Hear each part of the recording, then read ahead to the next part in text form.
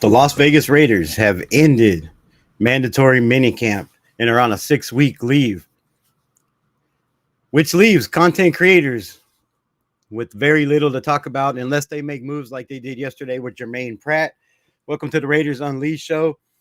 We will break down some stuff I heard about practices yesterday, the day before, some guys shining that a lot of people didn't think would shine or maybe not even make this roster. So we'll get into that. We'll break it on down like we always do. Let's get unleashed.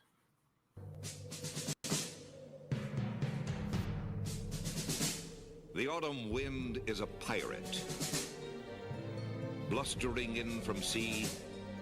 With a rollicking song he sweeps along, swaggering boisterously. His face is weather-beaten. He wears a hooded sash, with a silver hat about his head, and a bristling black mustache. He growls as he storms the country, a villain big and bold. And the trees all shake and quiver and quake as he robs them of their gold. The autumn wind is a raider, pillaging just for fun. He'll knock you round and upside down and laugh when he's conquered and won. You know what I like to do? Just follow me on this one.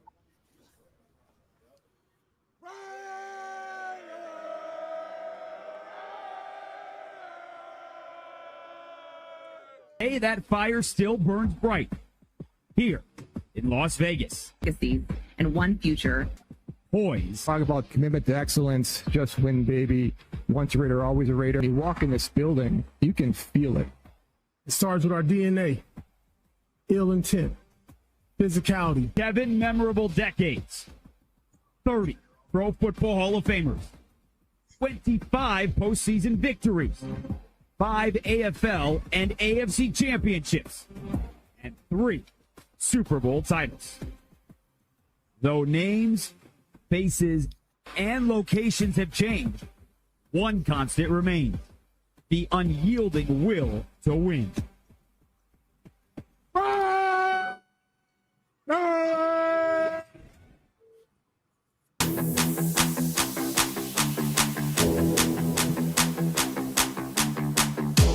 O'Connell under center. Gets the snap. 7-step drop. Eyes. Takes the shot. Deep down the field. He's got a man open. It's Tucker in stride at the 20. 11 seconds to go. Shotgun to O'Connell. Backpedaling. Lobbing to the end zone. Trying to get Adams. Makes the grab. Touchdown Raiders. O'Connell looking to throw on 2nd and long. Pressure up the middle. He's backpedaling. He finds Hooper at the 50. Cuts to the middle. 45-40. Hooper running with Surtain. And he's spun down at the 31. 1st and 10 on the 33. Pump fakes to the left. Takes the shot. Deep down the left sideline. Open man at the 5 is Myers. Catches. Walks in. Touchdown Raiders. And the final play of the 2023 season is the victory formation.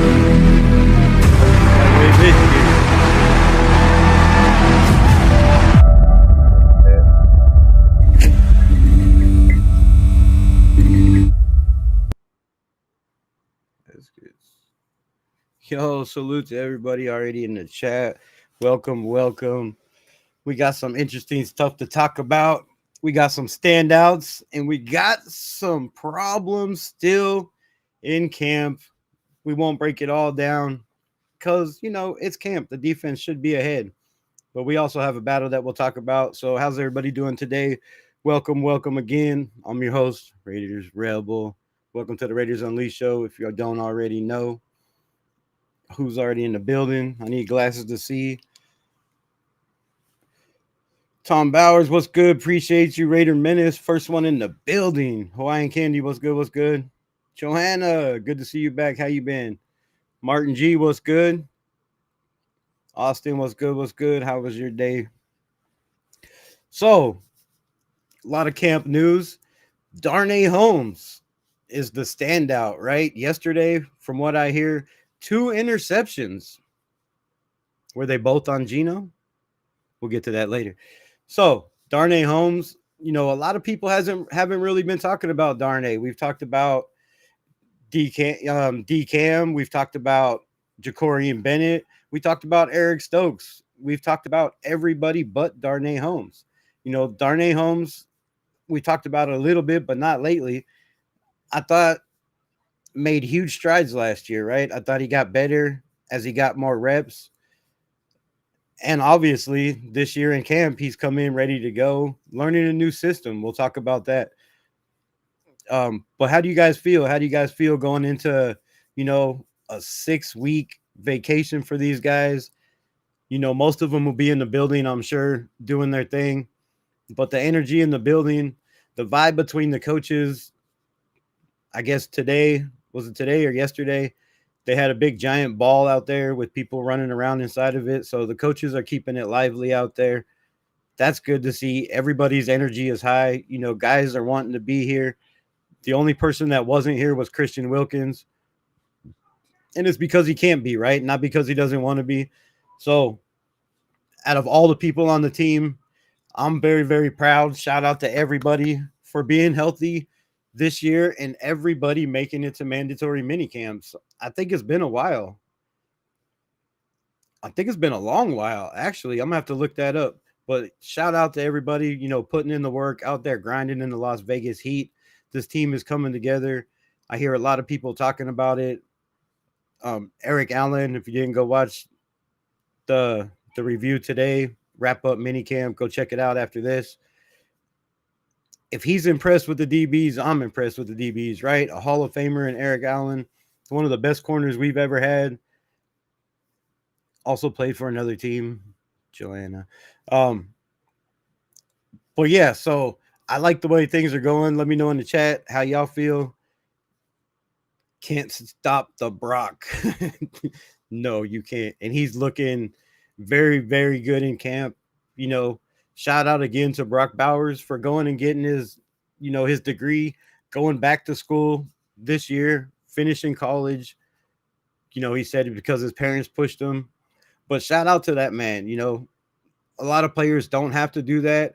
Max Crosby said he's going back to get his. So it's something that Max Crosby hasn't even done. So kudos to, Brock Bowers for wanting his education, for going out there, putting in the work, grinding, and then comes right into camp from what the coaches say, right? Comes into camp hot, doesn't miss a beat, out there the first day, grinding, putting in work, catching everything they throw his way, impressing all the new coaches, turning heads. So Brock Bowers is going to be unstoppable. But let's talk about it, man. The defense, right? Now we all know it's Patrick Graham's defense. A lot of these guys have been in the same system, but this ain't the same system. It's not even close to the same system.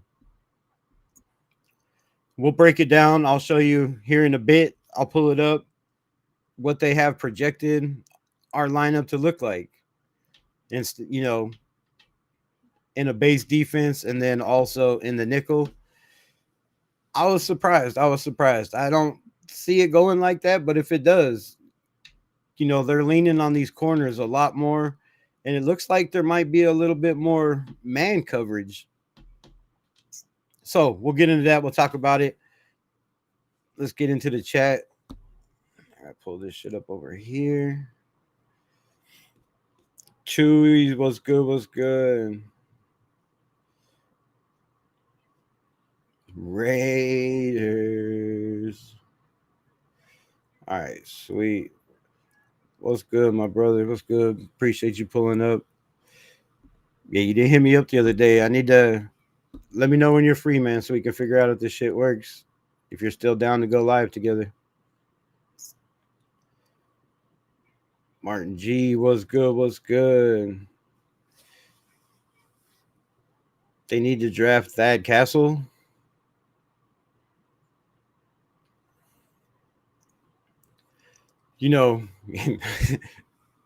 Like I said, shout out to everybody out in the building. But man, Geno Smith, and it's not just Geno, or is it all Geno? That I do not know.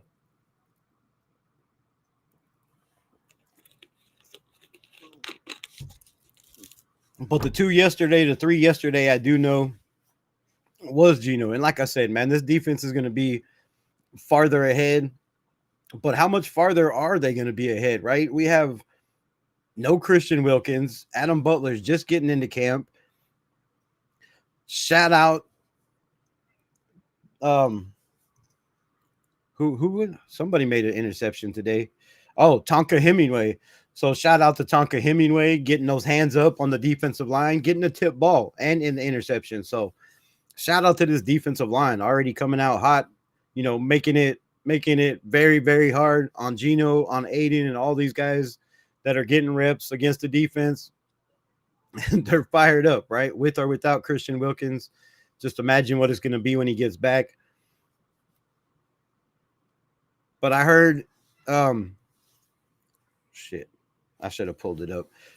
Eric Allen talked about these DBs are learning a whole different technique, a whole different style of play, which tells me they might be playing a lot more man than we anticipate, right? If they're learning, how to turn their hips, how to cover one-on-one a lot more, it could be implemented into the scheme. And Eric Allen basically said, yes, Patrick Graham is still the defensive coordinator, but from what he's seen out there, it's a totally new defense. It's not even no parts of last year, right? So does that mean we're still running a 4-2-5? Does that mean we're going to, go 5-2, 5-2-4 and put the pressure on these safeties and corners to cover guys one-on-one? That's would be a huge leap, I would imagine, having young guys out there, having guys that haven't stayed healthy. That's going to be a problem, in my opinion.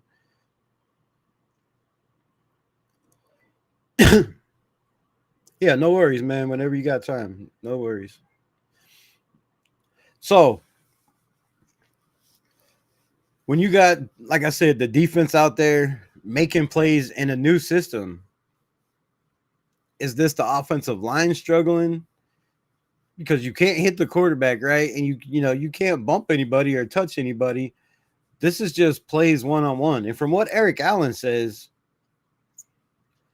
is if the ball is even close, to be an iffy play on an interception, that these guys in camp and mini camp are taught to lay off and not go for the interception. So are these passes that bad that they don't have to lay off, that they can cut in front of these guys? So Raider Menace told you, Tonka, shout out, right?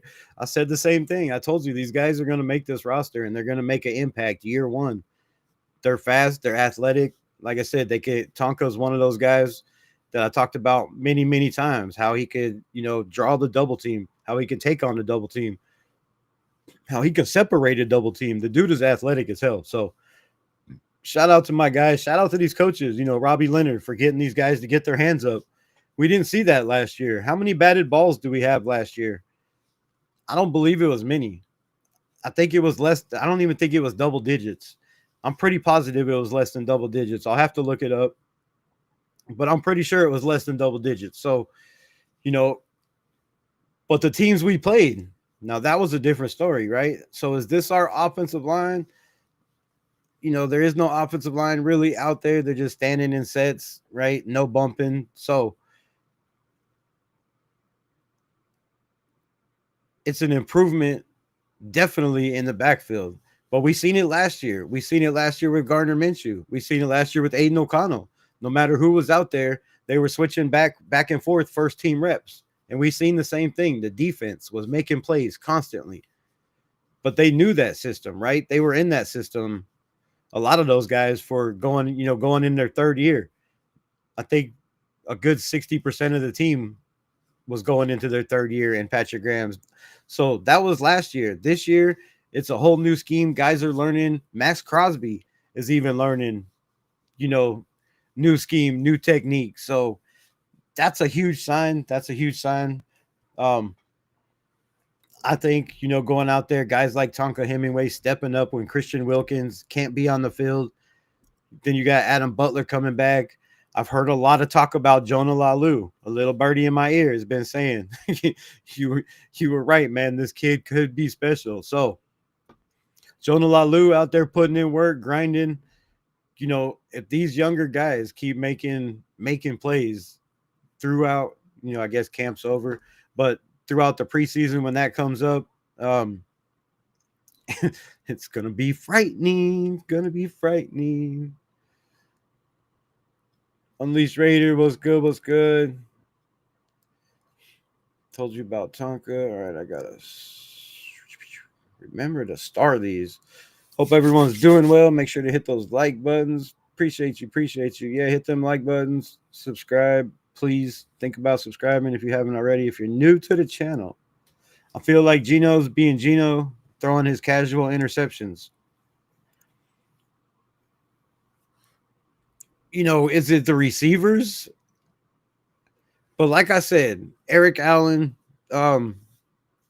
actually, shit. Let's see if we can pull this up real quick. When Eric Allen speaks, I like to listen. This is a man that knows what he's talking about, right? In my opinion, just my opinion. Maybe not everybody's opinion. Where's my history? Some Beach. Fuck my life.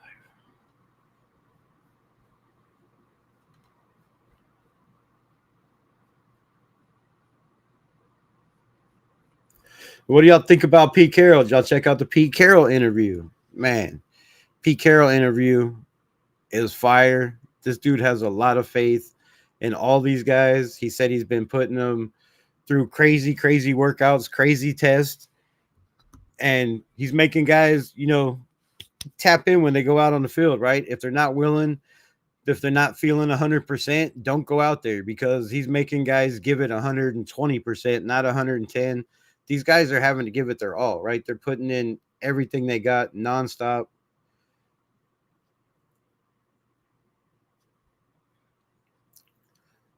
Man, this is pissing me off.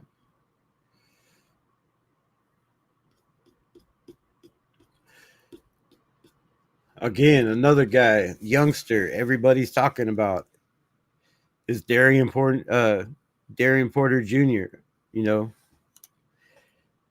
out there just constantly making plays, constantly around the ball. This dude's instincts. You hear Pete Carroll talk about it constantly. If you listen to the deep back coach, you hear him talk about it constantly. So, man, I'm excited, bro. I can't wait. I can't believe there's a 6-week wait of no Raider, nothing, right? No camp, no pictures, nothing to talk about unless they sign somebody. Probably not any press conferences, right? Man, it's going to be rough. It's going to be rough. I hate this time of year. It makes my blood boil. But I do know that on the other side of the rainbow, right, 6 weeks from now, it's clickety-clack time. Clickety-clack time. I can't wait. I can't wait. Where the hell did this Eric Smith go? Oh, let me try this one.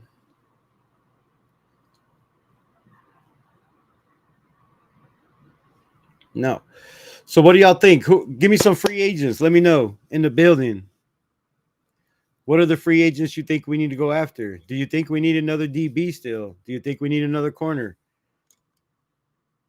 Do you think we need another cover linebacker? You think we're set on linebacker? I got some news at the linebacker position too from another little birdie.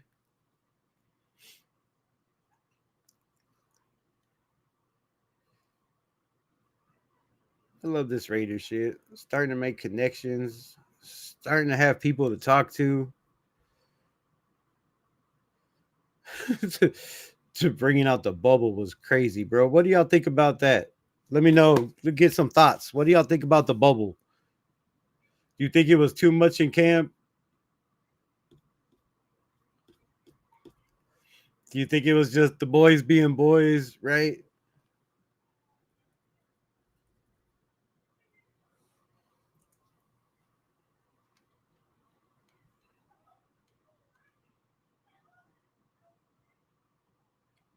All right, here we go. Here we go. I used to pay Midjourney monthly. Now I use this AI for a one-time cost I know that's echoing. So I'm gonna continue to do that. So this last and talks about this kind of weird purgatory that we find ourselves in now for the next 6 weeks. But if you're those DPs, right? Furpo, what's good? What's good? All right, so I'm gonna pull this up. Let me know if it works. Let me know if you can hear it as soon as possible.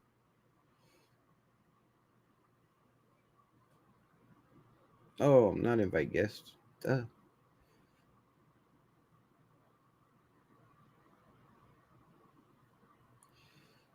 Now I think I have to click off of it. I wish this delay wasn't so bad, bro.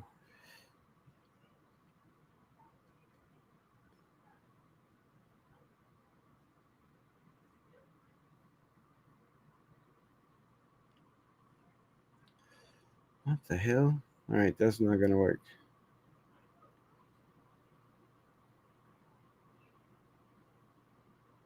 How about we just play it? How about we just play it? Maybe I won't get in trouble for that. I don't know.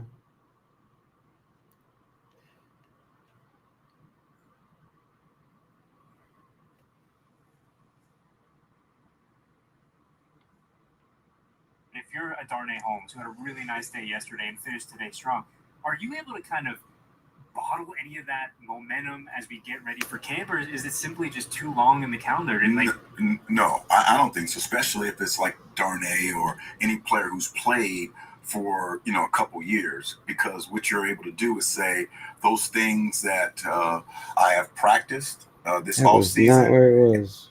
Anticipate and jump on ball interceptions, because that means you're competing at the point of the ball and effort of the defense, because that's what we're going to be about. We're said it's all about the ball. Yes. Right? It is all about the ball. So when you go out there and you watch the guys go through the mini camp, and obviously they're so limited in what they can do at this portion of the year, were you kind of pleased with what you saw in terms of the focus and the attention to getting the ball from the Raiders defense? Yeah, I really was. Yesterday, Wednesday, I thought, and we always talk about interceptions and turnovers comes in bunches, and you're not really going to count fumbles and things like that, but it's really interceptions, because it's really difficult in this environment when you don't have pads on, when everyone's told to stay up, to get interceptions, because that means you're competing at the point of the ball, and sometimes you just want a good healthy play. But yesterday, I think we ended with 3 or 4 interceptions. Max started off with, one at the line of scrimmage and takes it to the house. 2 plays later, I think Holmes gets one. Darnay had 2 yesterday. Yeah, Darnay had 2. So they come in bunches, and you're really excited, when those things start to happen. So like the focus is on the right things. Guys are kind of understanding what they're faced with. And all right, so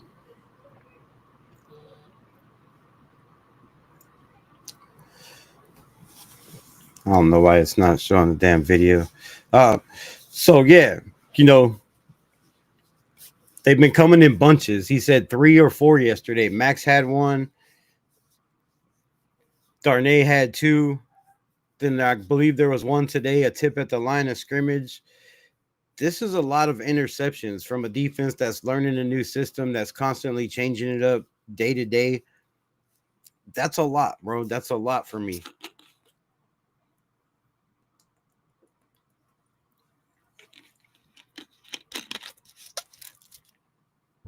So, when the pads come on and they start getting ready for preseason,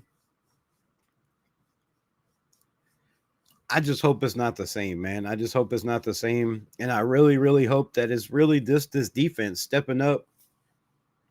A guy like Darnay, who's been in the league, a couple years, 3-4 years now, but 2 years on this team, a guy that got a lot of reps last year. He had a lot of weight put on his shoulders, right? When Nate Hobbs went down, was hurt for a little bit, Darnay Holmes got a lot of play time. So, and the more he played, the better he got, I thought. So just one more guy that's stepping up, making plays. When in doubt, do it. Just my personal opinion. Great. Good motto to live by. So, all right, man, let's get into it. We got the coaching staff. Oh shit! Did I end that on the other one? Fuck my life.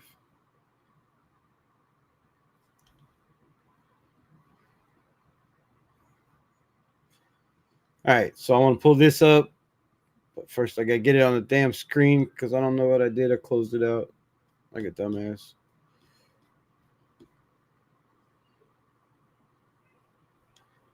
Team lineup. Where's one?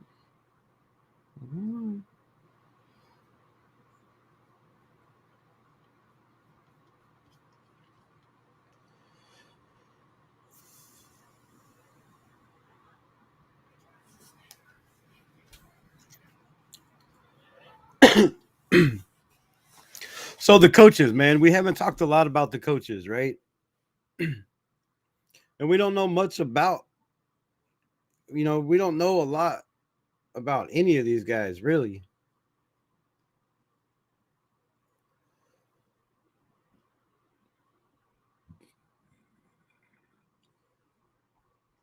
That's horrible. So Chip Kelly has 34 years of coaching experience with 30 years at the collegiate level and 4 years as an NFL head coach. Most recently, he spent the 2024 season, we know, with Ohio State, who had 2 1,000-yard rushers, 2 1,000-yard receivers. He served as the head coach for UCLA, served as the head coach for the San Francisco 49ers in 2016 and the 2013 2015 for the Philadelphia Eagles.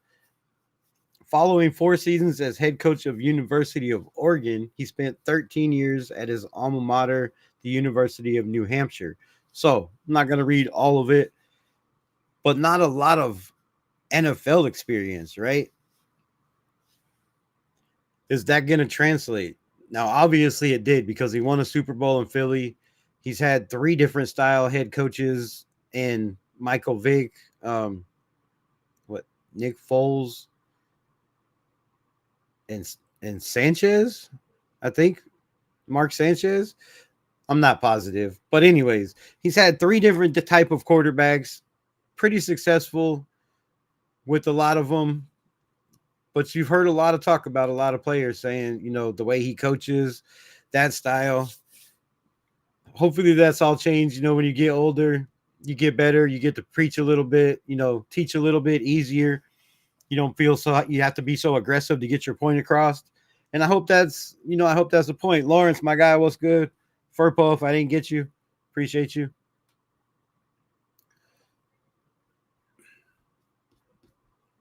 So Chip Kelly, with his 5 years experience, 34 years overall. We have wide receiver coach Chris Beatty.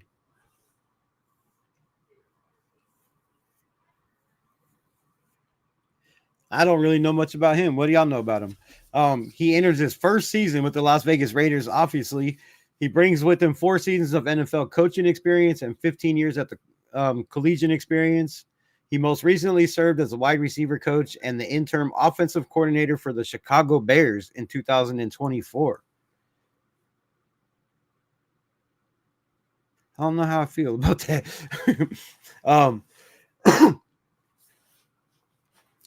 After 3 seasons as wide receiver coach for the Los Angeles Chargers, 2021, 2023, before joining the NFL ranks, he served as a wide receiver coach for the University of Pittsburgh and a whole bunch of other teams. I don't know if y'all want me to keep reading that. I just want to know the NFL experience. So 5 years NFL experience, 3 years with the Chargers, served in different positions. But that's our wide receiver coach, right? Should probably pull these up too.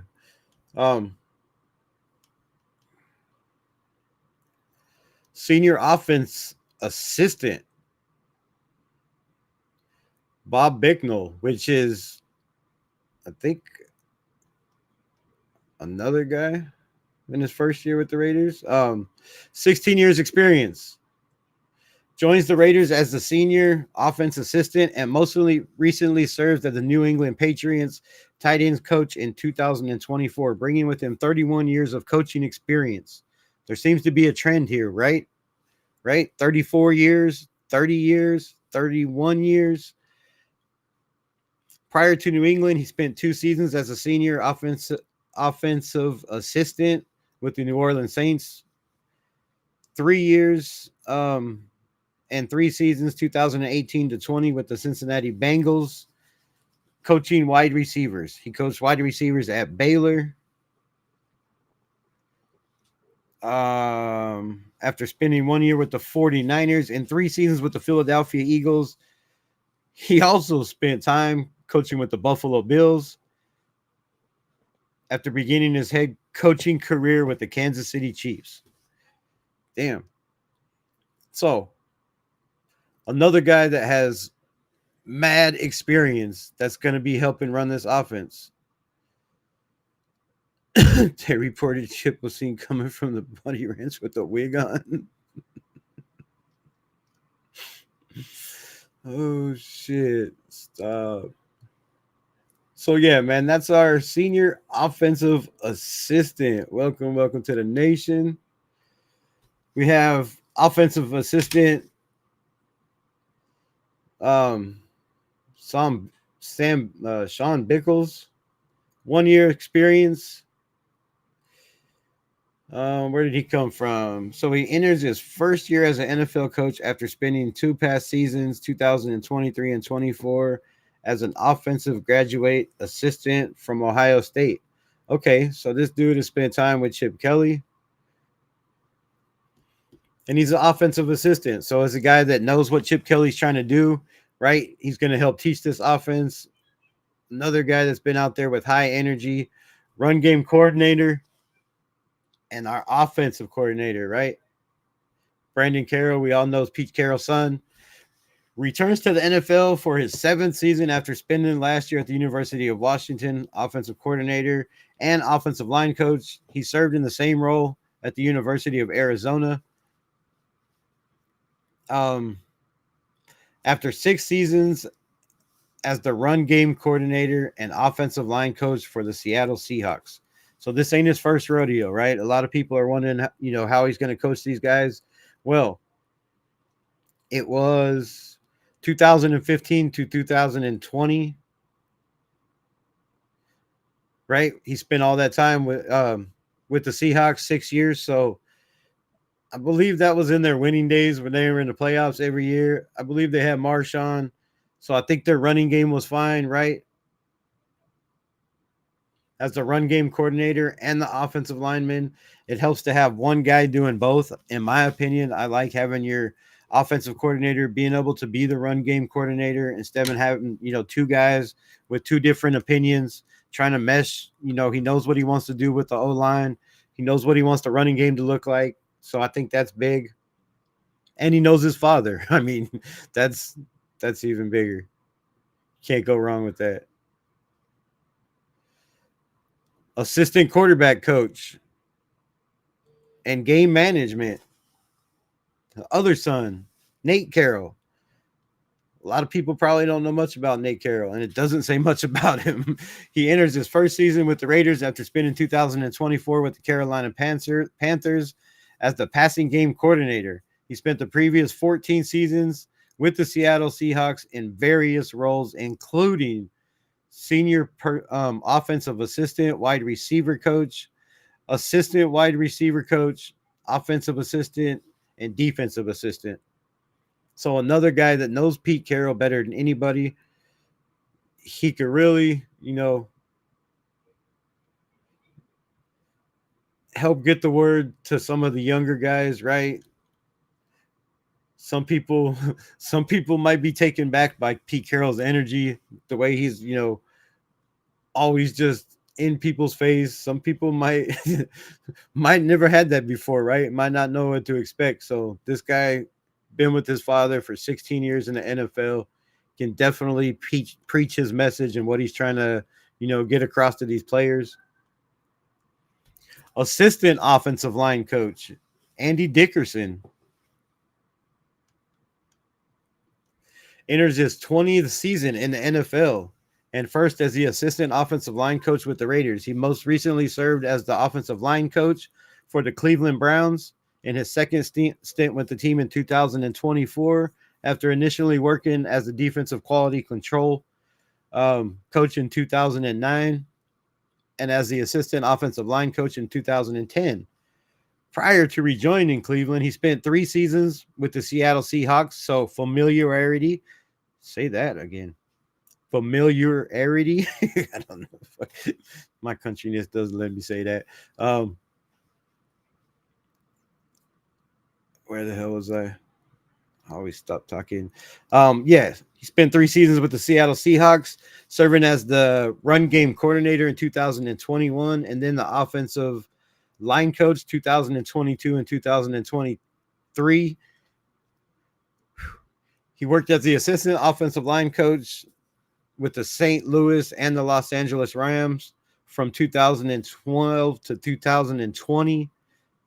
After breaking into the NFL coaching ranks with the New York Jets from 2006 to 2008, serving as the defense quality control. So that impresses the shit out of me right there. I don't know if y'all are impressed with that. That was a lot to read. I did not know that. I'm going to tell you right now. I didn't know nothing about Anthony Dickerson. So hopefully we all just learned something together. But yo, this dude has a lot of experience on the O-line, man. A lot of experience. He's also been a run coordinator, run game coordinator. So defense quality control, knows a lot about defense. Also is going to help, with these guys scheming up run games. Offensive quality control. We'll speed this up a little bit. Kyle Fuller, entering his first season in the NFL coaching ranks, serving as the assistant offensive line coach for Appalachian State University in 2024. Graduate assistant at North Carolina. Not much to read on this guy. Welcome to the Raiders. Running backs. This is what I like right here. If you don't know, that's my spot. It's always been my spot. Marcus Banks, what's good? Appreciate you popping in to join the family. All right. So D-Land, how do you say that? McCall? Yeah. Joins the Las Vegas Raiders after spending 3 seasons with the Notre Dame Fighting Irish. So he knows a little bit about Michael Mayer.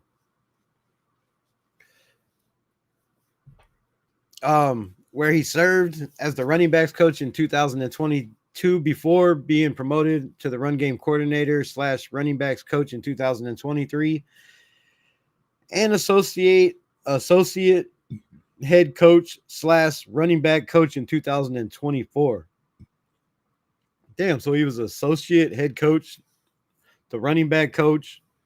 That's a lot of responsibilities. I like that. He served as the associate head coach, running back coach at Indiana in 2021. Prior to his second stint with the Hoosiers, he also spent 3 seasons with the Kansas City Chiefs. Damn, everybody's been with the Kansas City Chiefs. As the running back coach before entering the NFL ranks. He spent 2017 as the run game coordinator and running back coach for USC. After 6 seasons as the running back coach with Indiana, he started his coaching career at his alma mater in Miami, Ohio. More links, right? More links. USC. As an offense, special teams intern, and a running backs coach. So, man, last year I was very, very high on the experience that we had in this coaching staff. but I think they topped all that. Right? They have a lot of guys. Connor McQueen, offensive quality control. We know about Joe Philbin. Greg Olson, the experience this man has is absolutely ridiculous, but I'm going to read it anyways. Enters his 23rd season in the NFL and 7 seasons with the Raiders, having served as the team's offensive coordinator for 2 stints in 2013 and 14 and 2018 and 21. Has 17 years experience as the NFL offensive coordinator, which is huge. Now he's just a quarterback's coach, right? A lot less pressure. All you get to do is teach Gino, Aiden, and the rest of the guys, which is definitely, a lot easier to do than trying to run an offensive system and trying to teach your quarterbacks. So I like Greg Olson in this position. I liked him as an offensive coordinator also some of the times. He also held a role with the Lions in 2024 and 25, with the Rams in 2026 and 7, and with the Bucks in 2028 and 2011, and the Jags in 2023. He also worked with the San Francisco 49ers, the Chicago Bears, the Detroit Lions in his career as an assistant. Began his coaching career as a graduate with Washington State before returning to his alma mater at Central Washington. Offensive coordinator, he then coached for Idaho for 3 seasons before becoming a quarterback coach at Purdue. Started in the NFL career. So damn, he has those ties with Aiden O'Connell, right? A Purdue guy, coached at Purdue, coaching the quarterbacks. That'll give him a lot to talk about. And then Joe Philbin, insane amount. Again, 20 years. All these guys have a crazy 20 years. Enters his 20th season in the NFL and 2nd season with the Raiders after spending last season as a senior offensive assistant and interim offensive line coach. He brings 39 years coaching experience, including 5 seasons as the head coach in the NFL before returning to the NFL in 2024. He spent 1 season with Ohio State working with the offensive line. I don't know if Chip Kelly was there or not. He worked with the Dallas Cowgirls also in 2020, 2022, serving as the club's offensive line coach. He serves as the offensive coordinator with the Green Bay Packers during 2 different stints. First in 2007 through 11, and then again in 2018. He joined the Packers. Anyways, dude's been all over. I'm not going to read this shit. Joe Philbin has coached everywhere. He's been an offensive line coach. He's been a head coach. He's been, let me make sure. Yeah, he's been an offensive coordinator.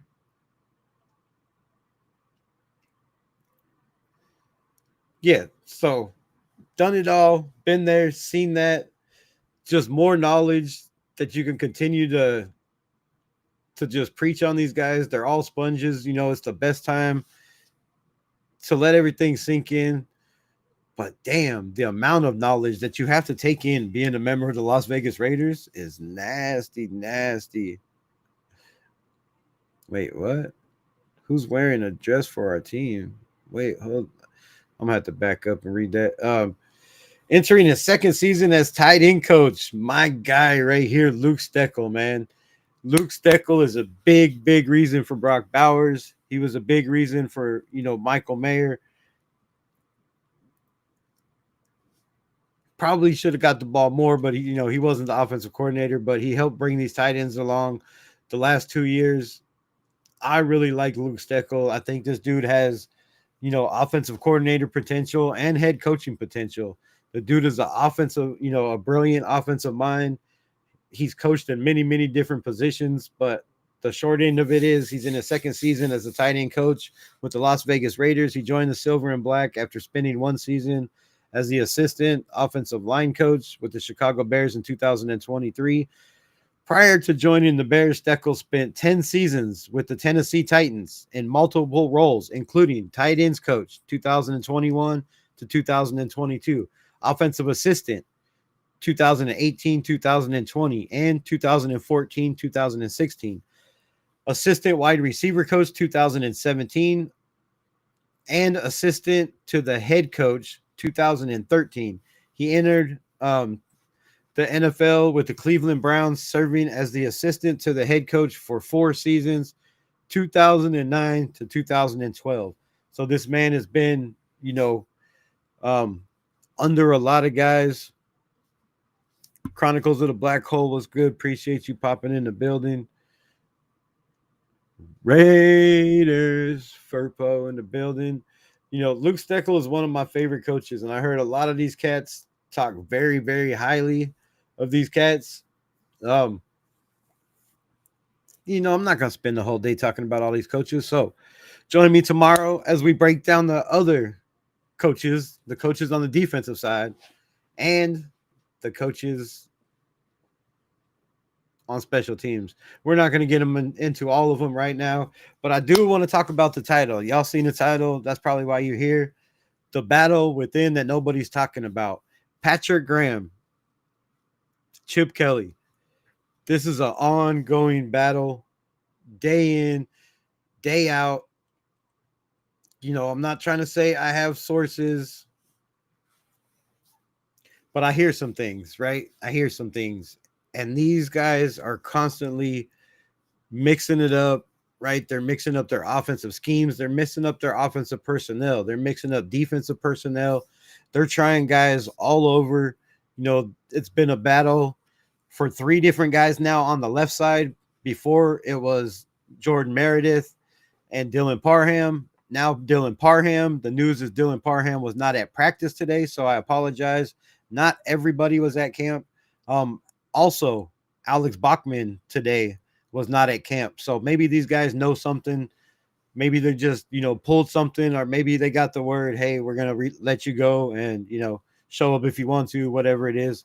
So I don't know what that is. Parham, probably not that way, but if he's not going to make it, because it is no longer Jordan Meredith and Mr. Parham, not Parham, sorry. Dylan Parham has been taking over at the left guard spot, subbing out with Meredith, switching reps back and forth. And before that, it was, before that. So now it is Thayer Mumford, right? Dylan Parham was not at practice today. Yesterday, Thayer Mumford started taking the left guard reps in and out with Meredith. So now they're swapping in and out. So the Raiders are trying to go big, it seems like, at the guard position, right? Dylan Parham, a little bit light, right? When it comes to Thayer Mumford, he's a lot bigger guy, a lot heavier guy. Had some injury problems, but he was at one point our starting right tackle. And when Colton Miller got hurt, he was also our starting left tackle. And I've said all along since we got DJ Glaze, it would be very wise to have, which they're not putting him on the left side. I said on the right side to have Mumford and DJ Glaze next to each other. I think that would be a dynamic duo, either way, whether they had Mumford playing guard or DJ Glaze playing guard, because I believe either one of those guys can play either side, of that line, and they can play both positions. So another camp battle that's heating up, brewing up.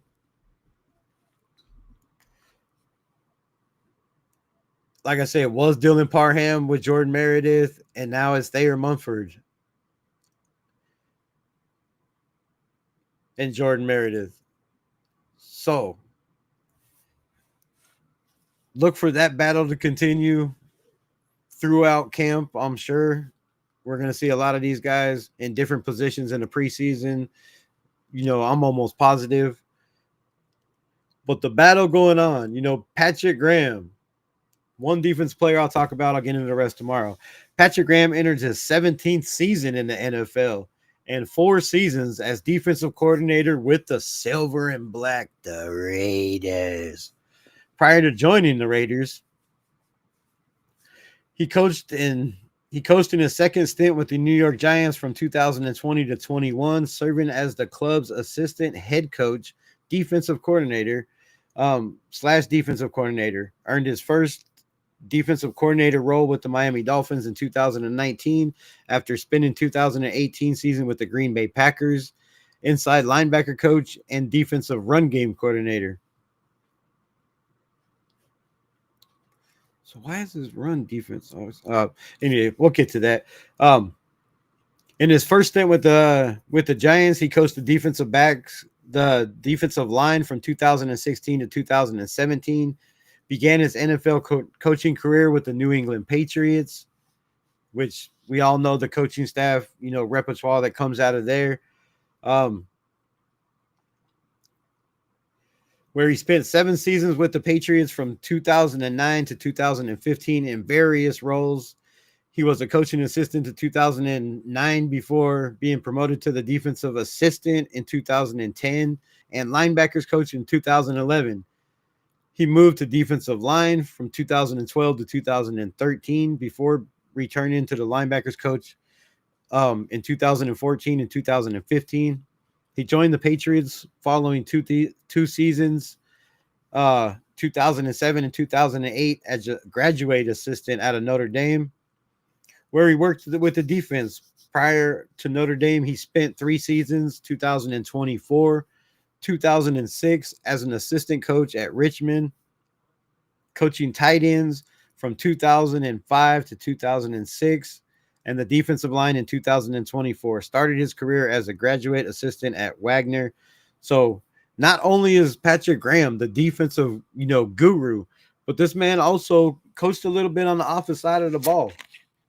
Rosetown, what it do?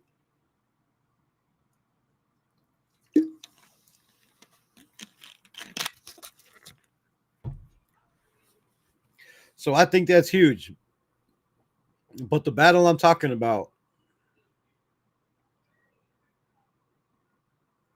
can y'all see me the whole time? Weird.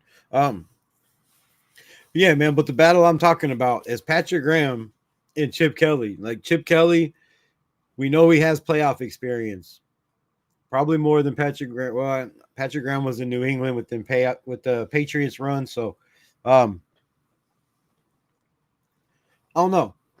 Patrick Graham, though, has a lot of experience on the defensive side of the ball, and they've been changing this scheme and mixing it up. And it seems they've been getting the best of the offense a lot. Now, the offense have had their days, but I've heard the F word a couple times, and you ain't seeing highlights of that. And you ain't seeing nobody talk about it because they don't want you to know. They don't want you to hear about it. So, couple of the F words touching the ground. Couple of guys, having some problems holding on to the ball, catching the ball. Nothing major, right? None of the guys projected to be the starter. I don't even know where I had that pulled up. The fuck was that at?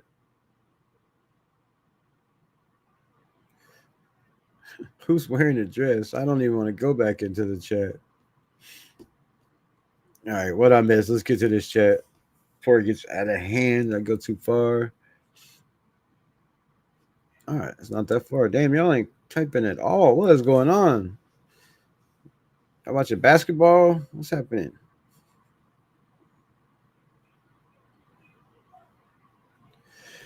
Chip knows ball. He'll adapt to Carroll. Take him in, and we set up Chip to win this year. I mean, that's what I'm saying. Iron sharpens iron, right? It's only making him better going against a guy like Patrick Graham and his defense, right? The Raiders defense, when we're healthy, is one of the best defenses in the NFL. Like, people could say we're not. People could say this defense is struggles, but we have one of the scariest fronts, and now we have one of the scariest front sevens, front 6, front 8, however it's going to work out. It could even be a front, a front 8. Like I said, you bring in Jeremy Chin inside the box a lot, pause if necessary. You bring the man inside the box. It could definitely be, a strong front 8. Bringing in a guy like Jermaine Pratt, already having a guy like E-Rob, Landon Roberts. And then you take our front 4 or 5, if they want to go that route, I mean, we have the front defensive line to do it now. We have the athleticism. There's been a lot of talk in camp that Lackey Tossi and the other guy, Fotu, have been playing a lot of nose, true nose. So if you're playing a true nose, that tells me you got 5 defensive linemen out there, right? If you're playing a true nose, you got 5 on 5. That's a lot of different from a lot of schemes we've seen last year. So I think that's going to change some things. Put a little bit more pressure, on these quarterbacks getting there. But then that leaves the pressure for the linebackers to cover. And that has been the question that we all have. They reported Chip has been seen coming out of the bunny ranch. I ran that. Good for Chip. If he's not married, if you're married, then mommy might have something to say about that, bro. Not good. Smoking cookies. Well, pass that shit to the left-hand side. It is Vegas. That's why I ask if it's what? For real?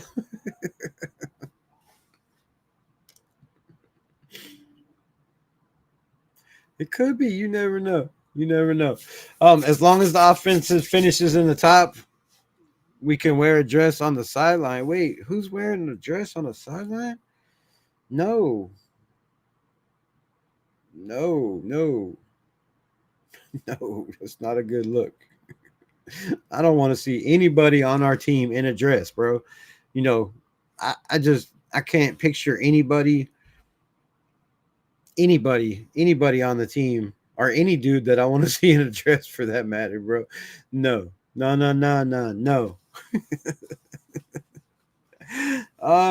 coming out of the bunny ranch acceptable, not wearing a dress. This is not the NBA. We going Dennis Rodman in the chat today? What?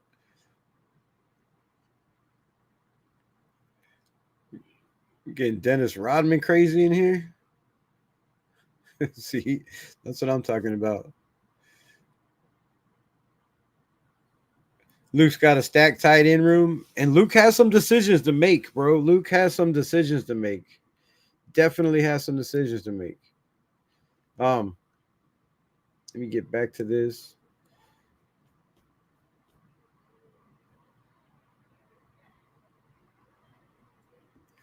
We have 5 tight ends right now? I do believe on the roster. And one of them scored a 99 in the athletic, RAS score at the combine.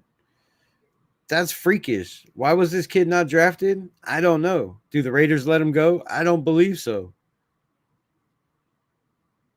Am I trying to rap? No. But it sounds like it for sure. All right, where was I at yesterday? Fudge my life. Oh, wait. Let me try this. I don't know. I don't know. Let's try one more thing.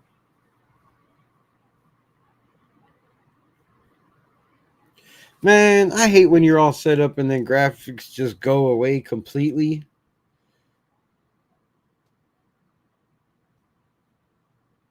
Aha! I think I'm finding it. Yes, sir. I'm finding it. All right. Let's pull this up. So this is... Actually, let's do this the right way. Because this is irritating the shit out of me. That's better. All right.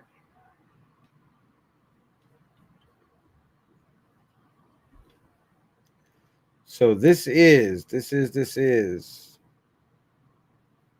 fucking annoying because I can't see it. Aha. All right, there we go. So this is projected. The Las Vegas Raiders roster going into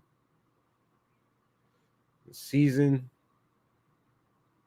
Hold on, man. I don't know what's going on. Customize.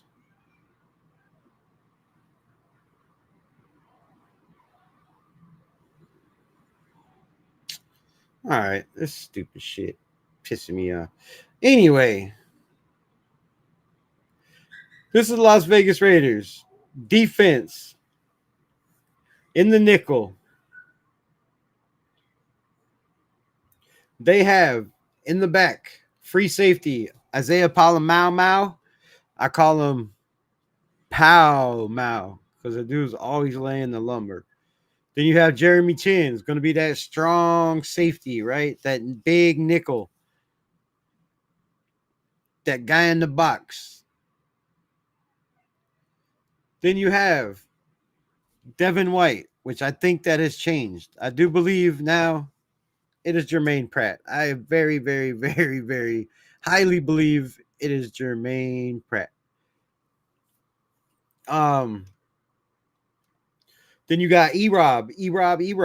Oh, wait, let's go back. So Isaiah Palamau, they have rated 80th at a 98 safeties of 54.2.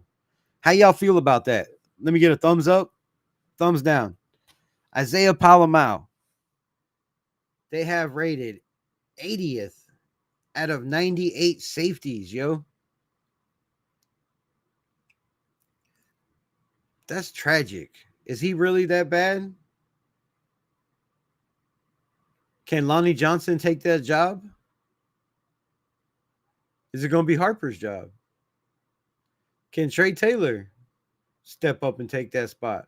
Somebody has to do better than a 54.2. I love Isaiah Palamau,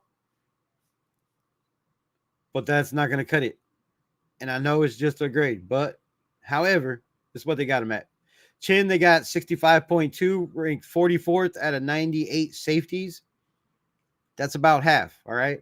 Landon Roberts, they got ranked 8th out of 84 linebackers, 79.7. Desmond White, they got ranked 57. He didn't have enough snaps last year to even rank amongst the 84 linebackers. Then on the outside, oh yeah. I know y'all heard it here first, bro. I know you heard it here first. Darian Porter was starting this year. I know y'all heard it. Come on. I know you heard it here first. Day one, I said this dude is the best defensive back we have, and this is going to be Pete Carroll's protege. Day one, they have Darian Porter listed. And I don't know if he starts, right? This is just a list on PFF. But they have him starting. They have in the big nickel, Darnay Holmes, who had 2 interceptions yesterday. I think one today also, if I do believe right.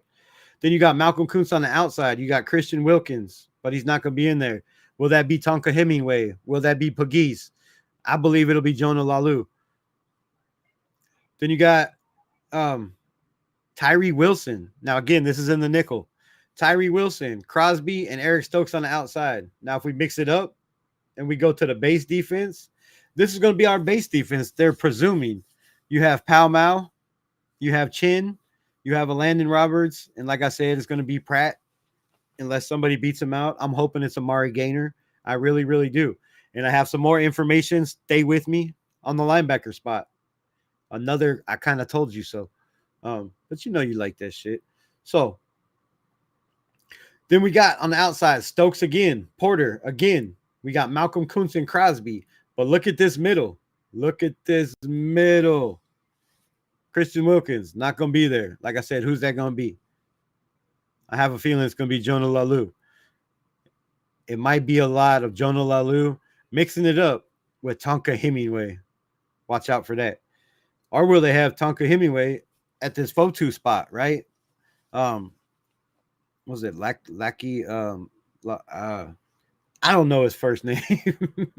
But they have Fotu playing the nose position. And then they have Butler, right? Playing that, was that a 3 technique? So that's what they have in the base. That's what our defense is supposed to look like, that they have us going. That's why I said the change. It's not going to be a 4-2-5 like it's been over in the past. Our base defense is pretty much, they're projecting like this ain't, don't take it to the bank or nothing. But this is what they're projecting. And then when we go to the offensive side of the ball, let's talk about the offensive side of the ball, because we had some talks in here yesterday. If you missed it, go back and watch the live. My guy laying it down said he predicts the offense is going to be better than the defense this year. So, go check that out. Go check that out. Let me know your predictions. Yes or no? Come on, man. I need y'all to comment. I need help. Help a brother out. Comment. Yes or no? Do you feel like I feel? I'm just saying, that's a song. But do you feel, man, yes or no, that this offense is going to be better than our defense? Let me know. Y for yes, N for no. It's one button. It's one button. Come on. And while you're there, hit the like button, please. Damn. I'm begging, please. All right, so let's talk about it. They have the number 1 receiver. I'm just kidding. That's his number. As Trey Tucker listed at a 57.5, 111th out of 133 receivers is where they have Trey Tucker listed. How long will Trey Tucker be listed at that spot? Will it be Jack Beck taking that spot? Will it be one of these other guys like Tommy Malott coming out taking that spot? Will Dante Thornton Jr. be snatching that shit up real quick, like taking candy from a baby? I don't know, but I have a feeling. I have a feeling. Then you got Michael Mayer playing the tight end spot. Is this base? Yeah, make sure. All right, so this is our base offense. If you don't know already, 2 tight ends means 12 personnel, right? There has also been talk that the Raiders have been running, just another little birdie, have been running a lot of 12 and 13 personnel, which means 3 tight end sets. So if you're running 3 tight end sets, that means you're not very, very Jack Kenna, what's good? It tells me you're not as impressed with the offensive line in the running game that you should be, that you're putting both tight ends out there instead of spreading the field with the weapons we have. And it tells me you're going to run the shit out of the football, which I love it. I love it. What's good? Jack Ken is here now. Let the party begin, bro. Let the party begin. So, offensive line changes. All right, let's call it. We have Michael Mayer. We have Brock Bowers on the right side. Then, of course, you have Aiden O'Connell in the backfield. I'm just playing, man. Stop. You ain't got to get mad. Geno Smith in the back, and Ashton to the Genty, which, if you missed it, go check it out, bro. Raheem Mostert killed it, right? In his interview, I liked everything the man had to say. See Jackson Powers Johnson grade on the screen. Run blocking grade, 70.4. Pass blocking grade, 68.3.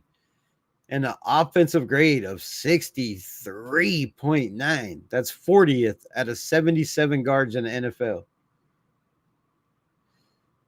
But, he's been grinding, bro. He's been grinding. He's been in the building with Max Crosby. Max Crosby said he's only missed 2 days.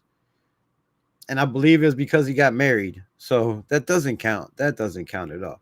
But anyways, offensive line. We have Colton Miller. We have Dylan Parham, which they are wrong, obviously, unless, something happens very, very quickly with Dylan Parham. But you have Colton Miller was rated at 80.6 for PFF last year. That is 13th out of 81 tackles. You also have Dylan Parham, a 74.3 last year, even with the snaps that he missed, right? The injuries that he missed, playing on both sides of the ball, he was still our third highest graded offensive lineman over the last 2 years. And 2 years ago, he was the second, or I do believe maybe the highest. No, I think Colton Miller was until the injury. So, yeah, you got Dylan Parham, who, again, missed practice today with Alec Bachman Only 2 guys besides Christian Wilkin, who's still on the injured list, that missed practice. So Parham could either be Jordan Meredith or it could be Thayer Munford, which we've seen, coach out there, Pete Carroll, doing a little Jimmy Superfly snooker. Or, if it's the new era, the little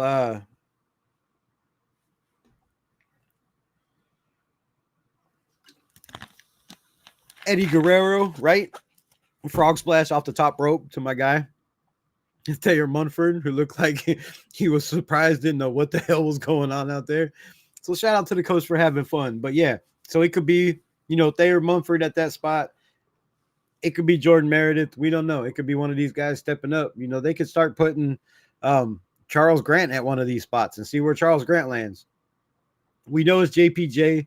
JPJ was rated a 63.9. I just talked about that. Alex Kappa was rated a 55.5 last year. That is 71st out of 77 guards. If you missed it today, go check out the interview. I was going to pull it up, but I'm not.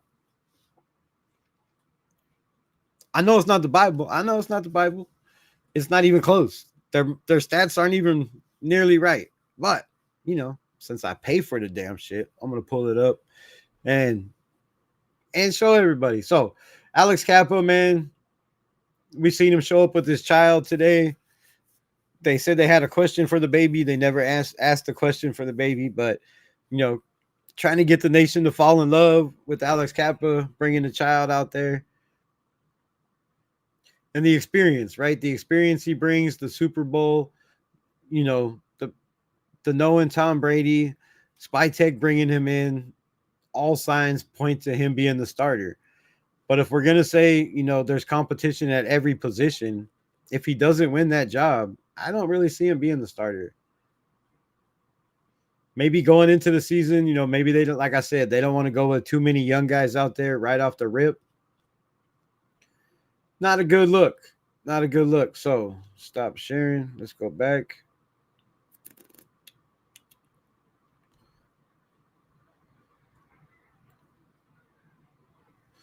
Cool. All right. Somebody asked what happened to the 12-5. Good question. Damn good question. I'm gonna have to pull that back up. It'll be up tomorrow. I'm not trying to fuck with it tonight. So, another thing. I know PFF is not the Bible, right? As my guy Kenneth says. But offensive.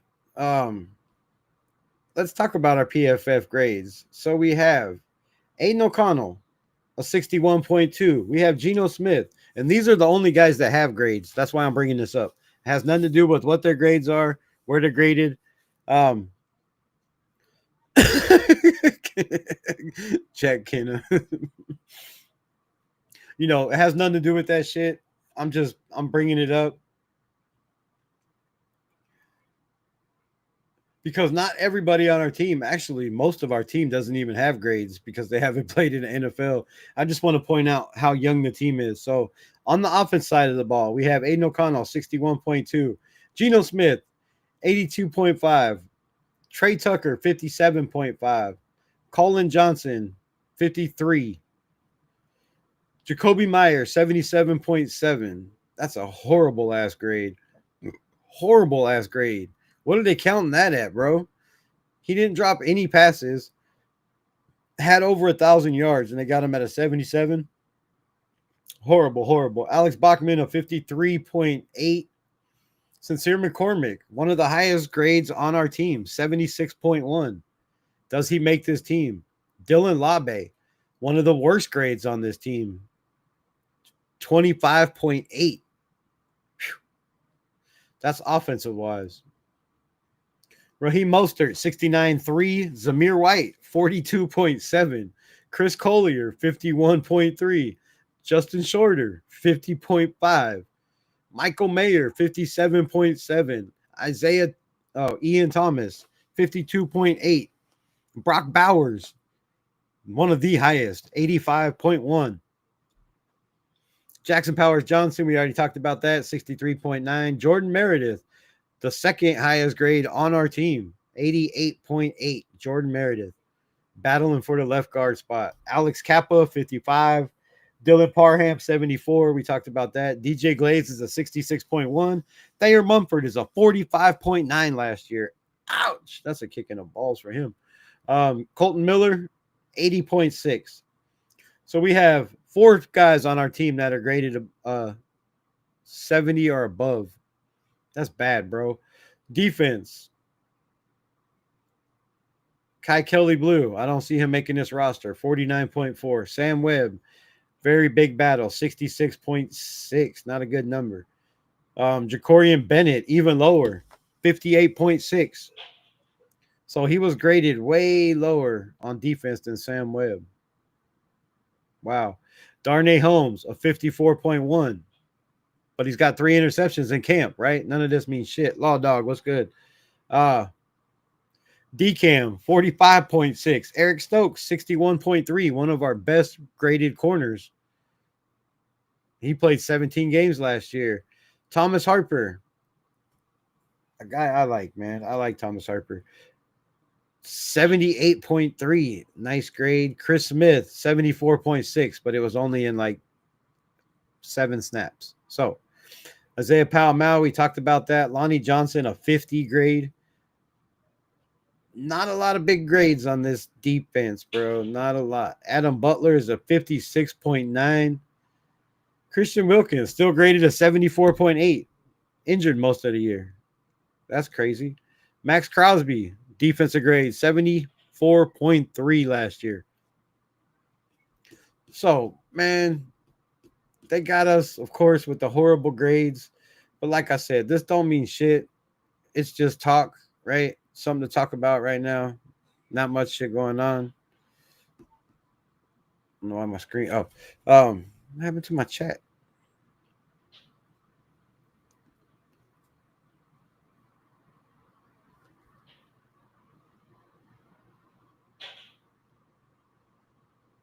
Obviously, the NFL is going to bring back the old Bear Bryant defense. Hey, I'm down with that 100%. We seen what Philly did, right? With only rushing 4. They rushed 4 guys, but they constantly subbed guys out. They had the they had the personnel that they could constantly rotate, keep fresh guys in there, keep the offensive line. Because let's be honest, nobody's constantly rotating offensive linemen. I mean, that's a very, very tough task, right? You want these guys to be in there, form a bond, trust the guys next to them. And if the guy is constantly being pulled out and somebody else is being brought in on the offensive line, you're going to have hard time trusting the guy next to you that's constantly being subbed in and out. They can't keep his job. So on the defensive line, it's different, right? You can rotate guys. You want guys that, it's not a big fall off from your starter to your backup to even your third string, right? Because if you got third string guys that can still get out there and pressure the quarterback or make stops or make plays by getting their hands up and swatting down balls, it makes it rough on the offense, right? You got a new guy in front of you constantly. Some guys are faster than others. Some guys are stronger than others. Some guys have better technique, right? Some guys know how to take advantage of certain players, know how to beat double teams, right? Know how to split double teams. You got guys that are better on one-on-one situations. So to me, you can never have too many defensive linemen that can get to the quarterback that you could sub in and out. LOL, I picked the wrong thumb 3. What? Who did what? I don't know. Pow Wow was my favorite last year. I'm excited to have him. Great year. I mean, yeah, the kid has showed nothing but upside, right? He's developed every single year. Joe was good. Law Dog, I got you, I think. He's developed every single year. So, and he's a USC guy, right? Don't mean shit. I don't think he played with Pete Carroll, but there is a spot, or there is a situation where maybe Isaiah Palmau does have competition for that spot.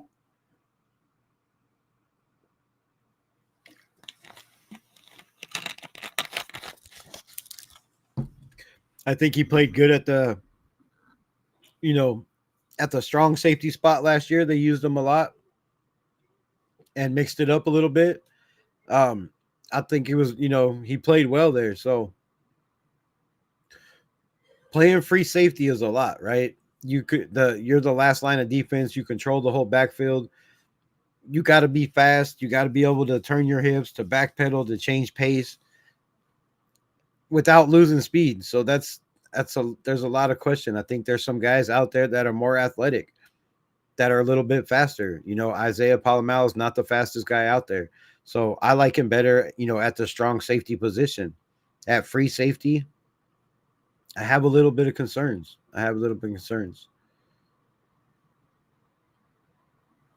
Rebel in the Nation, salute. Damn, I'm way behind. PFF, yeah, 100 on that. Bro, the tie tips for Father's Day weekend. What? Nice. What's everybody with the tri tips, man? Somebody was in here barbecuing tri tips yesterday. Y'all making me hungry. Kappa's Kiddo. What I said, fuck Piano Man. I read that.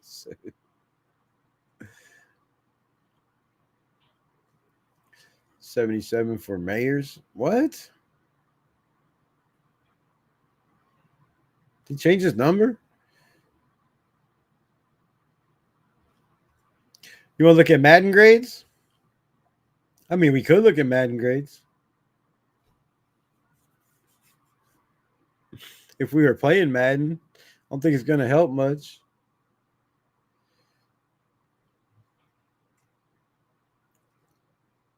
Yeah, Max was graded a 74. I mean, he was hurt. He didn't do much last year. He has 7 sacks. Not a lot of pressures.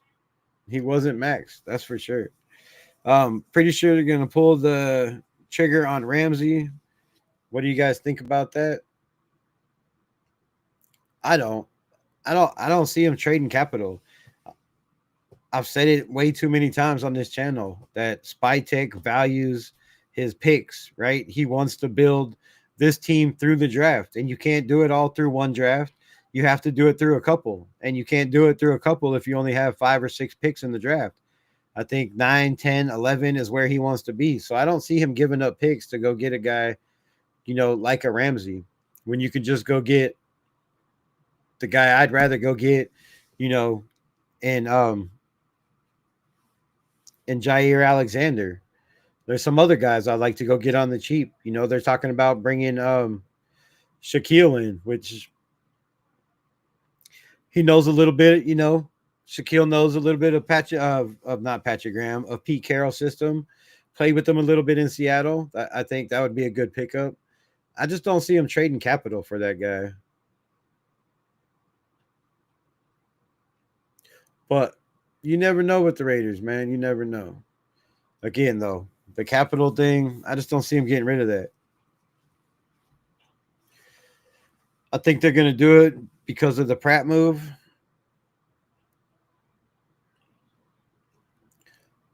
I mean, I don't know. They just paid Pratt, what, $4.25 million. They tightened up the linebacker spot. I think they believe in these young corners, and I feel, Eric Stokes has been doing a good job out there. We just talked about Darnay Holmes, who obviously is going to play that nickel if he keeps playing like he's playing. Yeah, if they're trying to win now, then bring him in. But if they release him, if they, I don't see him trading for him. I don't see him trading for anybody, really. But I could be wrong.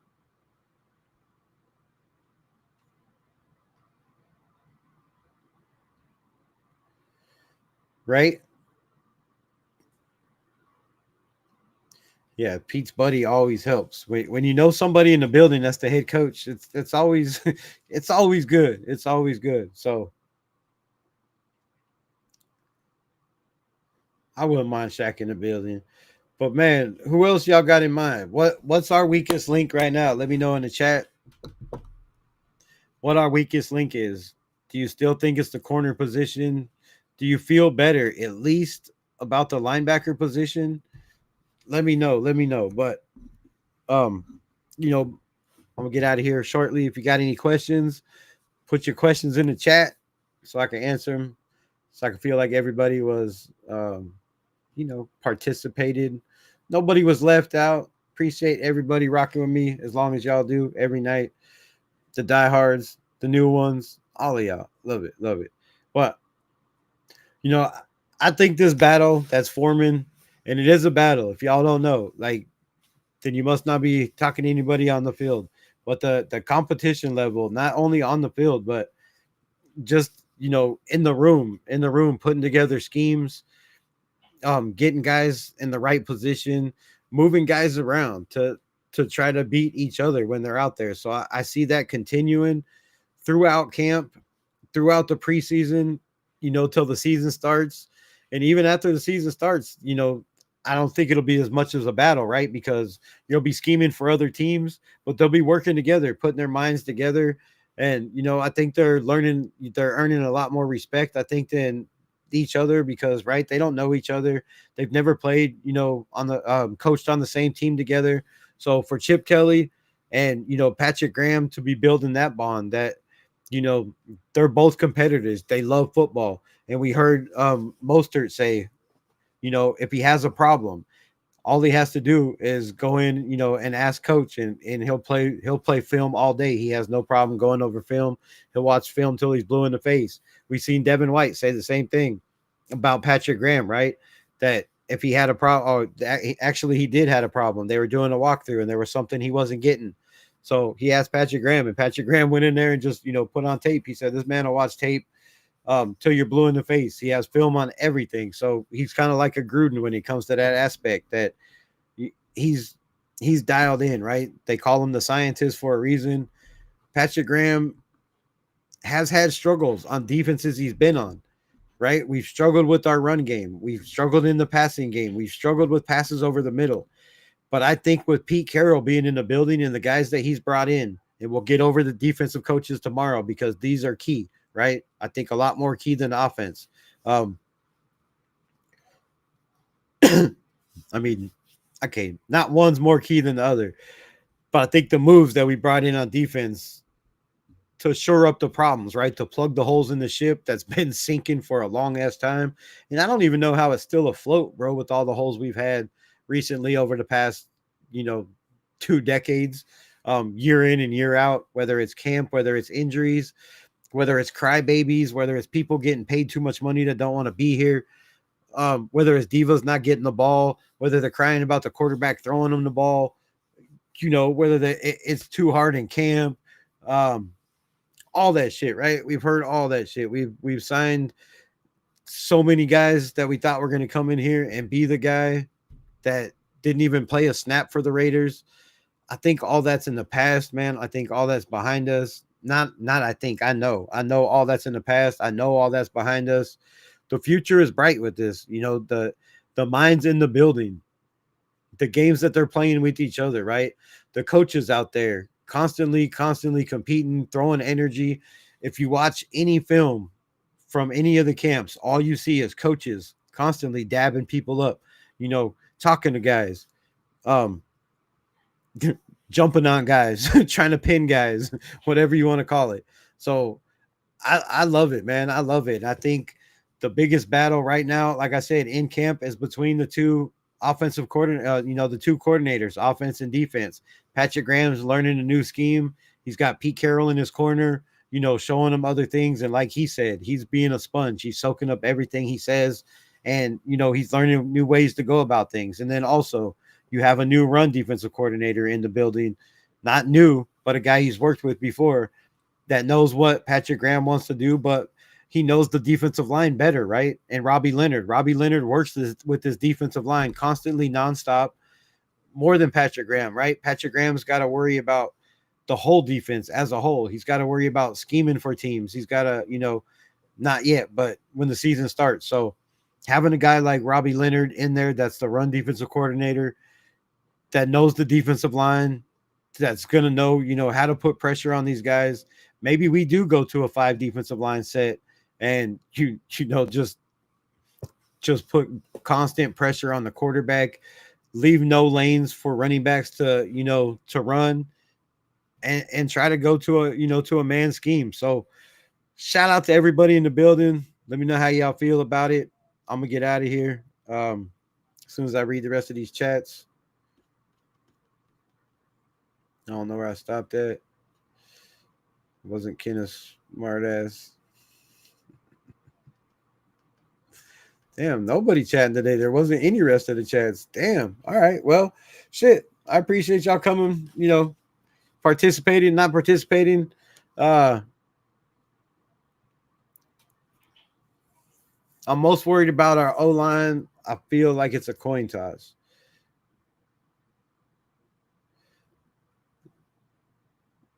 Are you saying like as a whole, or is it just certain positions, left guard, right guard as a coin toss? Or you just feel like these guys as a whole are not going to gel with this offensive, with the offensive line coach? Let me know. I feel the same, Rebel. We have, we say that every year though. This time, just gonna let it happen this year. Well, stand back, hide and watch me. No, hide and watch them. The guard position. I mean, last year, like I said, we had Andres Pete. They were talking about starting. Cody Whitehair. They actually did start both of those guys. That was bad. That was horrible, in my opinion. And I feel way better. I feel way more confident. I will say before I leave, the one thing I'm concerned about, that I've been concerned about every year, that I'm not as much concerned about, is the fact that we have 6 weeks off, right? Are these guys bought in? Are they going to be in the building every day still? Are some of them going to go on vacation, party it up, do the dumb shit, right? Get in trouble, make bad decisions.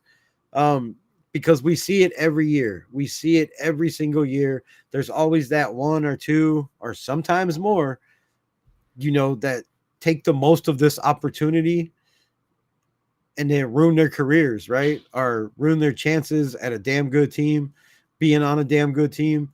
So I believe it's different this year. Raider Paul was good. I think Pete Carroll has everybody bought in, everybody disciplined, everybody feeling the vibe in the building. And I think everybody's going to come in and keep continuing to work as a unit over these next 6 weeks. And I think everybody's going to come in, healthy. Hopefully we can get Christian Wilkins back. It's 6 more weeks. Hopefully that's enough to get the man out of his boot, to get him start, back into training. But I still think it's going to be a while, but I hope he doesn't have to go on the IR. I think this Raider team is cleaned up. Better characters in the building than last year. I mean, yeah, I don't want to say, it last year there were, a couple guys that seemed to have maybe that me mentality, or, that not so much, I don't want to say me mentality, but not so much a team mentality, right? It seemed like there was a lot of talks about the locker room starting to have separation, right? Guys were bitching about practices, about how practices were ran, about how practices were being conducted, about how meetings were being conducted, about the time of meetings, so we haven't heard any of that this year, right? There's been no complaints. There's been nothing but positive talk. And I think that's, that's a huge sign and speaks volumes for the leadership in the building, in Pete Carroll, in John Spytek, in Patrick Graham, in Chip Kelly, all these guys, Robbie Leonard, the guys we brought in even above them, Spytek. So I think it's definitely turned around. You can feel it. You can feel it in the air. You can feel it in Vegas when you're out there. You can feel it on the internet with the content creators.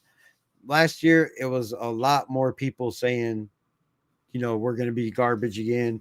We can only win 6 games because that's what the media was reporting. This year, the media has a different tone, right? They seen what Brock Bowers could do. They seen what Jacoby Myers could do. They're expecting what Ashton Genty could do. They're seeing what Camp and hearing what Dante Thornton can do. And what Darius Porter Jr. can do. So the sky is the limit for this team, man. The sky is the limit for this team. It's nothing but upside. And we just got to be positive. We got to be positive. We got to, put that shit in the air, right? Put that shit in the air. Like the smoke, blow it out, put it in the air. Speaking of smoke, let me go to.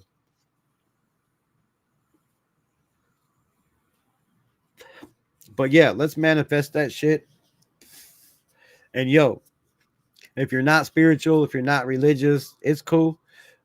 But can everybody find it in their heart today to pray for LA, man, to pray for the families? And I'm not going to get into the political shit on my opinion on how I feel about it, but pray for the families being deported, right? Pray for the hardworking people in America that beat the system, for way too long. There should be some kind of statute of limitations on that shit, right? There's statutes of limitations on murder charges, on rape charges, and all kinds of stupid charges if you don't get caught. But sneaking over to this country and getting away with it and then becoming a member of society and contributing to this country is, something that something that I don't take lightly, right? A lot of people bitch about the illegalness, the constructions, and I work construction for a living, so I see it firsthand. I see what, goes on. I see the jobs. I see what am I smoking on? I see the job situation. I see the market. I see the economy. I see all that shit. But again, not to get into the political side of it, it's still wrong. It's still wrong for kids that were born here to have their families taken away from them and deported. It's wrong for them to be in chains like they're fucking criminals. It's wrong for them to be put in buses and then put in a jail system that's going to be overpacked. Shit has to change in this country, bro. It's got to turn around. And the leadership, whether it's us changing it, it's the only way it's going to happen. So the protests, in my opinion, are fucking ridiculous, right? If you can't protest in peace, don't protest, right? You're going to get injured. It's going to, shit's going to get burned down. Shit's going to get messed up. And it doesn't do anything. It's nonsense, right? You're not sending a message. You're ruining people's lives that have built their whole life building the businesses you're building. You're burning down. Some of the cars and shit that are getting burning aren't just cop cars, right? They're people that work for a living to buy those cars. One of the most disgusting things I've seen in my fucking life, excuse my language, the Kobe Bryant mural with his daughter in Los Angeles, tagged up and spray painted. People like that, there should be no place in society for that shit, bro. So, pray for the people in LA, pray for the people that aren't involved, pray for the people that are involved, pay for the people that are casualties of stupidity, casualties of war, whatever you want to say it. But destroying property, destroying a legend in LA and Kobe Bryant and his daughter who died in a plane crash, bro. That's a memorial mural. What did Kobe Bryant do? What does he got to do with any of this, right? Why are we tagging shit and spray painting shit and breaking windows and then looting stores and taking away from families? That just shows the thug mentality of people. That just shows the stupidity. It shows the nonsense and just how horrible society gets when, people are trying to stand up for a cause and you got idiots taking advantage of that cause and stealing from people that have to pay that back, right? Most of these people that have stores, bro, they have stores to support their family. That's their living. A lot of these people get this shit shipped to these stores on a front, right? They pay it as they go. Not a lot of these, buying it with credit cards. Not a lot of these people are just buying this merch outright. So, man, get your shit together. Do it the right way. Stand up, unite in peace, bro, because your voice in your pen is stronger than any fist and any gun. So with that, I'm out. Raiders Unleashed. Raiders. Peace, my nation. Spread the word. Share this live. I love y'all. Peace. Stop the violence. Stop the violence.